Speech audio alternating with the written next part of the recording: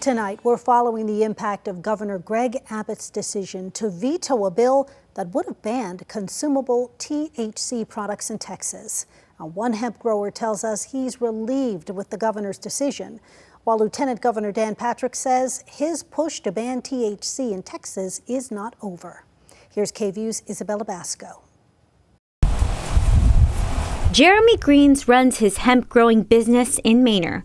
For him, Senate Bill 3, which would have banned consumable THC products in Texas, drew a line in the sand, creating stress in a business he and his colleagues put everything into. We were also told that as growers, the SB 3 was not going to affect us, and that was absolutely false. They would have crippled, if not destroyed, the whole hemp industry in Texas had this gone through. To maintain his livelihood, Greens considered operating in another state. We were scrambling to figure out how to continue cash flow at the same time as readjusting, and it really was just not a pretty picture. Late Sunday night, Governor Greg Abbott vetoed the bill, which was a priority for Lieutenant Governor Dan Patrick.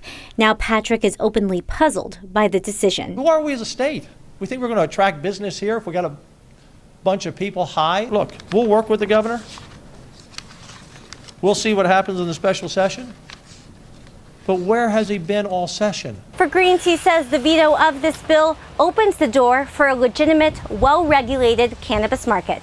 While the governor wants lawmakers to create stricter regulations to keep THC away from children, Greens is already setting up plans to meet with other Texas growers and manufacturers. This is a raw passion to help people create impact that's positive and help the overall health of this community. Taking a stand and fighting for the future of the industry. Reporting in Manor, Isabella Basco for KVUE News. Now, the hemp grower interviewed for this story says growers and manufacturers are going to be holding a meeting in New Braunfels next week to talk about what comes next.